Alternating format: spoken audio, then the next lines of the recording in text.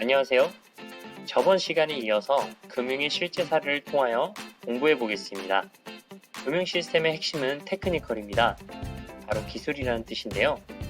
돈을 융통하는데 기술을 합하면 자산의 퀀텀 점프가 가능한데 이제껏 돈 버느라 하루의 대부분의 시간을 보낸 사람들이 부자가 되지 못하는 이유는 바로 구에도 스킬이 있다는 법을 알지만 공부하지 못했기 때문이 아닐까 합니다.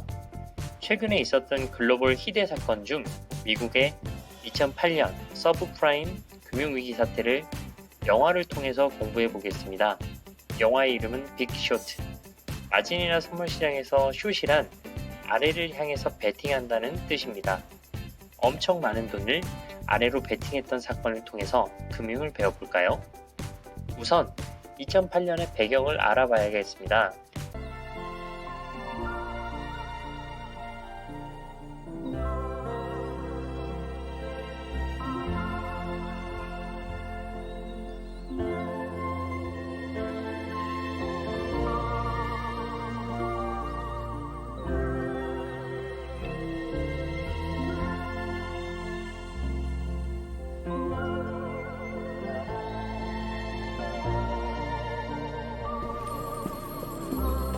Hiya, Frank. How are the wife and kids? You know, for you, I'm considering treasury bonds and utility stocks. Smoke? In the late 70s, banking wasn't a job you went into to make large sums of money. It was a fucking snooze, How about those Mets? filled with losers, like selling insurance or accounting. And if banking was boring, then the bond department at the bank was straight up comatose. We all know about bonds. You give them to your snot-nosed kid when he turns 15. Maybe when he's 30, he makes $100. Boring. That is until Louis Ranieri came on the scene at Solomon Brothers.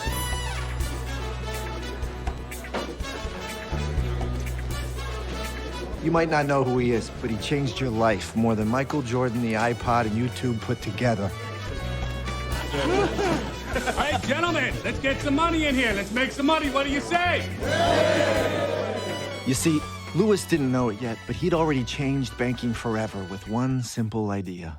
The mortgage-backed security, or private label MBS. You've got your average person's mortgage, fixed rate, 30 years, boring, safe, small payoff, right? But when you have thousands of them all bundled together, suddenly the yield goes up, but the risk is still small because, well, they're mortgages. And who the hell doesn't pay their mortgage? What exactly is the credit rating on this bond? This bond, gentlemen, is AAA rated. This is exactly what the Michigan State Pension Fund has been looking for. I'll buy 20 million. Oh, come on, live a little. 25 million. The money came raining down.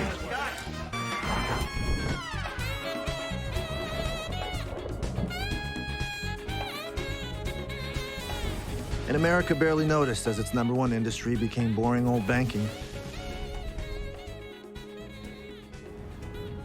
And then one day, almost 30 years later in 2008, it all came crashing down. March, Bear Stearns was in a death spiral, and the Fed brokered its sale. The worst We're financial in challenge- crisis in challenging modern times. times. But another thing is Certainly for the certain largest that we've financial taken, disaster in decades markets in took this a free country, fall and today, perhaps a the major end of beating an on era Wall in Street, all of American it because- business. In the end, Louis Ranieri's mortgage-backed security mutated into a monstrosity that collapsed the whole world economy.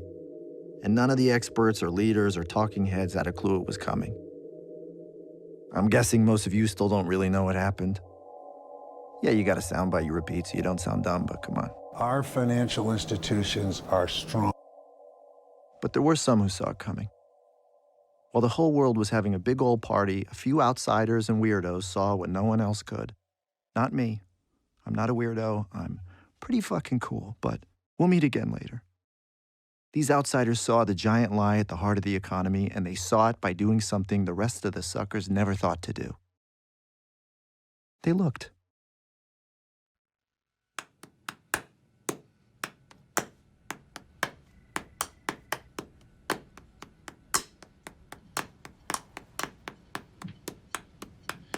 During the 1930s, the housing market collapsed nationwide by roughly 80%. I mean, half of all mortgage debt was in default. I mean, there were very specific identifiers, extremely recognizable. I mean, for instance, one of the hallmarks of mania is the rapid rise in complexity and the rates of fraud. And did you know that they're going up?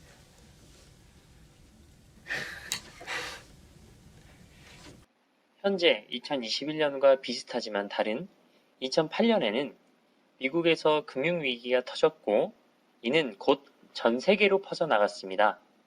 미국에서 위기가 터졌는데 왜 한국을 포함해서 전 세계가 충격을 받았냐고요? 이제 돈은 한 나라에서만 기능을 하는 것이 아니기 때문입니다. 무역만 하더라도 한 나라의 물자와 물자의 교환을 하는 것인데 돈도 포함되어 있기 때문이고 무엇보다 미국의 자국 화폐인 달러가 전 세계의 기축통화로 쓰이기 때문일 것입니다. 이름, 서브프라임 모기지 사태. 여기서 서브프라임이란 신용도가 좋지 않은 신용불량자를 칭합니다. 모기지란 주택담보대출을 말합니다. 이자를 갚을 능력도 없는 사람들에게 어마어마하게 대출을 해주었고 이것이 파생시장에선 10배의 규모로 터졌습니다. 터지기 직전까지 안전하다고 말하며 이자가 상환되지 못하는 상황 속에서도 모기지 채권의 금리는 높아져만 갔습니다. 일반인들은 생소한 저당 유동화. 이것은 MBS라고 불리며 주택담보대출을 유동화 증권으로 만든 것입니다. 증권이기 때문에 투자자에게 팔 수 있으며 이것은 곧 다시 주택담보대출을 해줄 수 있는 돈이 생긴 것이기 때문에 재창출을 할 수 있게 해주는 원동력인 것이죠. CDO란 담보될 만한 채권을 모으는 것입니다. 예를 들면 등급이 낮은 채권은 잘 안 팔릴 테니 한꺼번에 모아놓은 상품인 거죠. 찌개처럼요. 그 예시는 이렇습니다. 우리는 아파트를 구입할 때 많은 돈이 없습니다. 과거에는 많은 대출을 받을 수 있었지만 현재 기준 특별한 우대 조건이 없다면 40%의 아파트값 대비로 대출을 받을 수 있습니다. 이것이 곧 LTV라고 하죠. 하지만 이마저도 소득이 충족되지 못한다면 대출이 나오기 힘든 상황이 됩니다. 어쨌든 미국에서는 집값의 100%도 대출을 해주었었습니다. 왜냐고요? 누구나 집을 필요로 하기 때문에 안전하다고 생각한 거죠. 그래서 은행은 아파트를 담보로 잡고 구입자에게 대출을 해주고 이자를 받습니다. 여기서 은행은 유동화 기간에 방금 대출해준 채권을 팝니다. 그리고 은행은 현금을 챙긴다면 다시 다른 주택 구입자에게 대출을 할 수 있는 상황이 되는 거죠. 유동화 기간을 통해서 투자한 투자자는 채권을 구입한 대가로 이자 배당을 받습니다. 이런 식으로 1차 구입자와 은행 간의 사이보다 2차 저당 시장의 규모가 훨씬 크게 되고 같은 돈으로 유동화시켜서 훨씬 더 큰 돈이 시장에서 움직이게 되는 것입니다. 놀랍지 않으세요? 그리고 은행의 지급 준비율을 체크한다면 재생산되는 규모를 대략적으로 체크할 수 있을 것입니다. 은행이 고객으로부터 받아들인 예금 중에서 중앙은행에 의무적으로 적립해야 하는 비율을 말합니다. 고객보호 차원에서 도입되었으나 금융정책의 주요 수단이 되었죠. 예시를 보겠습니다.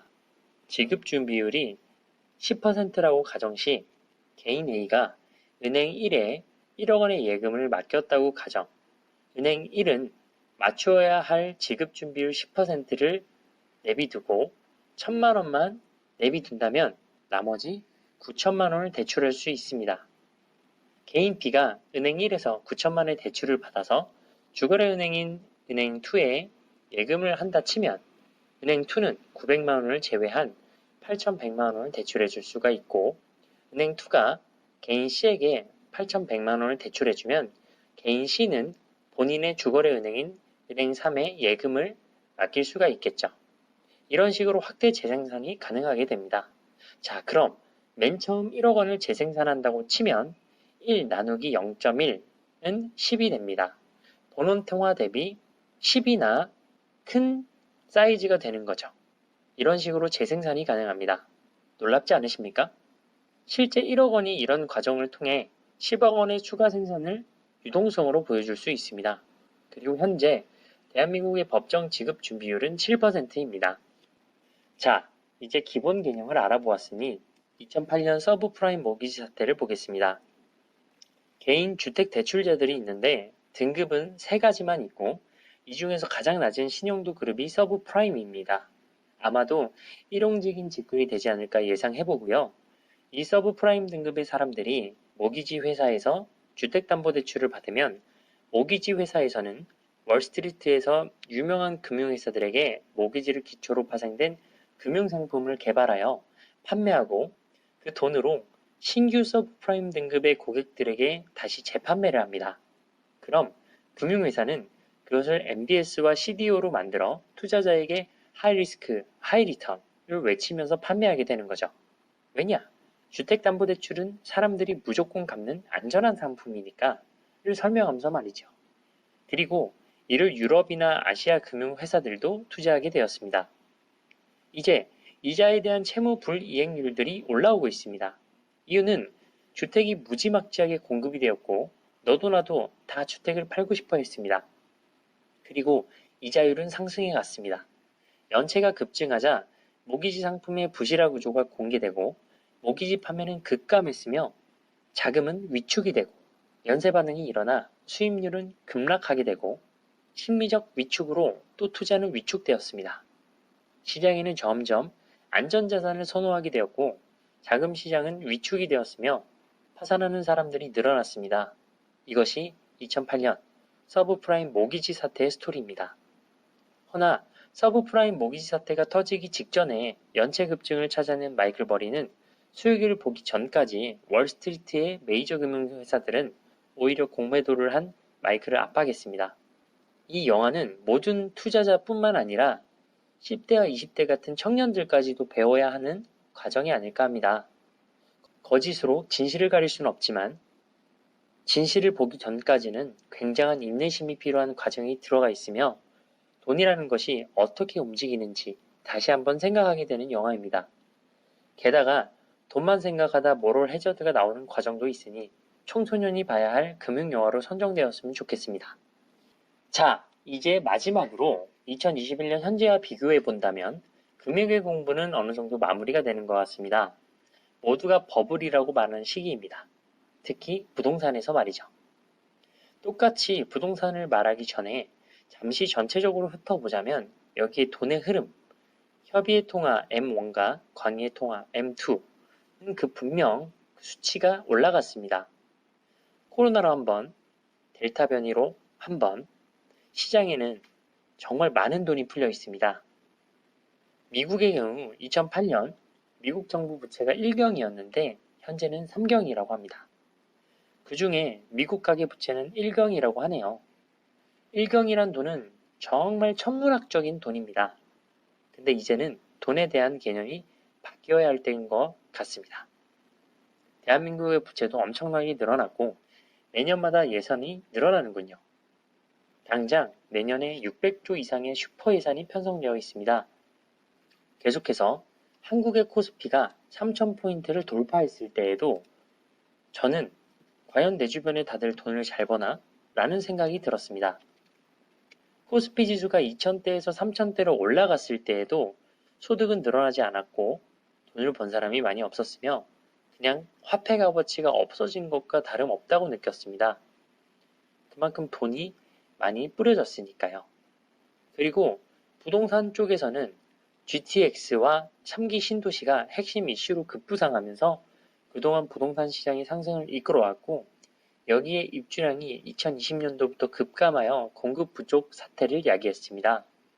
게다가 과거에는 없던 임대차 3법과 청약만 기다리고 있으니 전세 시장의 수요를 더욱더 몰리게 되는 현상이 두드러지는데 이는 전세가의 급등으로 확인할 수 있습니다. 세금 쪽도 과거와는 다르게 새로운 기준을 정립하고 있었습니다. 부자한테만 매기는 종합부동산세가 1주택자는 9억 원에서 11억 원으로 조정되었다는 것이 그 반증이 아닐까 합니다. 이 조정된 종부세가 다시 내려올까요? 그리고 부동산 금융에서 한국은 박근혜 정부 시절 최경환 총리는 빚내서 집을 사라라고 하는 초이노믹스를 시행한 바 있었습니다. 하지만 지금은 주택담보대출 비율은 40% 정도이고 이는 우대받을 수 있는 조건이 신혼부부 빼고는 거의 없다고 생각할 수 있습니다. 이마저도 소득 대비 DTI를 따져서 대출을 할 수 있기 때문에 신용대출을 땡긴다 하더라도 사기가 힘든 과정이 있습니다. 2008년은 신용부실자에게 많은 주담대를 높은 비율로 빌려줬다는 것, 금융맨들이 모럴 해저드로 그걸 엄청나게 팔아 제껴서 전 세계가 휘청했다는 것, 이 두 가지가 핵심이라고 볼 수 있습니다. 거기에 인플레이션이 과다하여 조금씩 줄이는 금리 인상 같은 테이퍼링 과정에서 내간이 터졌다고 볼 수 있죠. 실제로 영화에서 주담대를 받은 사람을 이름을 부르니 집주인의 개 이름으로 대출을 받았다는 사실이 나오죠. 하지만 현재는 과거와 비교해서 50%가 넘지 않는 대출 비율과 많이 안 해주려고 했다는 점, 현재도 금리가 0%의 금리이지만 두 번을 올린다 해도 1% 금리인 것이며 대량 공급인 3기 신도시의 공급이 2, 3년에는 불가능에 가깝다는 점, 한국의 가계부채도 2021년 2분기 말 1,805조 원으로 어마어마합니다만 그중 가계대출은 1,705조 원, 여기서 주택담보대출이 948조 원입니다. 기존보다 17조 원이 증가했고 그 다음은 기타 대출로 757조 원, 22조 원이 기존보다 증가했습니다. 기타 대출은 주식이라든가 공모주 청약하기 위한 용도가 많고 특히 1억 원 미만 대출자의 신용대출 규모가 굉장히 늘어난 상황입니다. 하지만 그렇다 하더라도 집값이 훨씬 높다라는 점, 주택임대사업자의 의무반환 보증 가입 요건에 전세 가격이 공동주택 가격의 150%에 60% 이내로 들어오게 된다고 했을 때 가입하지 않아도 가능하게 됩니다. 이 말은 현재 가격에서 60% 정도는 안전하다고 생각이 되는데 집을 최소 2년 전에 구입한 사람은 안전하다라는 말로도 들리는군요. 그럼 지금 같은 금융 상태는 위험한 상태일까요? 분명히 버블은 보입니다. 글로벌하게 모든 국가가 역사상 이렇게까지 신용화폐의 유동성을 폭발적으로 팽창시킨 적이 없었기 때문입니다. 하지만 지금이 진짜 위험한 시기인지는 다시 한번 확인해 봐야 할 것입니다. 과거와는 상황이 다르기 때문입니다. 제일 위험한 사람은 고레버리지로 대출을 받아서 투자한 사람이 되겠고 그 다음은 자영업자가 되겠습니다. 금융이란 금전을 융통하는 일인데 지금처럼 기본적인 영업조차 불가능한 상황에서 생활안전자금을 대출받아 융통한다는 것이 거의 희망 고문에 가까워 보이기 때문일 것입니다. 코로나로 인해 영업을 하지 못하는 자영업자의 파산이 많았죠. 하지만 희망의 불씨를 태우려 대출을 받아 버티는 사람이 제일 괴로울 것입니다. 그리고 금융에서는 C파이에서 D파이로 이루어지는 새로운 미래금융으로 옮겨가고 있습니다. 이렇게 거대한 변화가 있을 때에는 버블처럼 보이는 시기가 분명 존재합니다. 하지만 지금 시간도 흐르게 되면 과거의 데이터로 될 수 있을 때 저는 지금의 시기는 버블이라고 하기에는 시기상조다 라고 말할 수 있겠습니다. 코로나가 앞으로도 계속 지속이 돼서 일상생활이 제한된 상태로 지낸다면 분명히 버블은 많이 끼게 될 것이라고 예상하지만 생각보다 코로나는 내년 정도에 어느 정도 마무리될 수 있지 않을까 하는 생각이 들기 때문입니다. 이유는 백신이 발표되기 전 이탈리아에서 고령의 노인들이 너무 많이 사망하여 관짝을 찍은 동영상을 봤었는데 지금은 코로나로 사망하는 사람보다 백신을 맞고 부작용을 호소하는 사람이거나 사망하는 인구가 눈에 띈다고 생각하기 때문입니다. 하지만 언제까지나 제 개인적인 견해일 뿐 시간이 지나야 사회적 증명이 되겠죠. 결론은 2008년의 금융위기와 현재 2021년 금융상황은 다르다고 생각합니다. 아직 상승 여력이 남아있으며 테이퍼링이 2023년 말에 시작한다고 가정하면 시중에 풀린 돈이 움직여야 한다고 말이지요. 더불어 재난지원금으로 풀린 돈이 80조가 넘고 최종 누적이 100조 원이 넘어가려 하는데 이건 다 어디 갔을까요? 또한 매년마다 슈퍼 예산을 편성하며 매년마다 국가 채무와 부채 둘 다 늘어나고 있습니다. 이 현상은 비단 한국만 그런 것이 아닙니다. 미국도 어마어마하게 돈을 풀었고 코로나가 종식이 안 되니 테이퍼링을 하기에는 시기상조인 것이죠. 이 막대한 유동성은 아직 시장에 다 반영이 되지 않았습니다. 자, 그럼 영화를 통해 우리는 금융의 순환고리를 어느 정도 배웠습니다. 이제 무엇을 하시겠습니까? 열심히 돈을 버느라 시간을 다 쓰실 건가요? 아니면 막대하게 풀린 유동성을 사상 최대의 투자 기회가 열렸을 때 투자를 하실 건가요? 자본주의는 평등합니다. 선택은 당신이 하는 것이니까요. 감사합니다.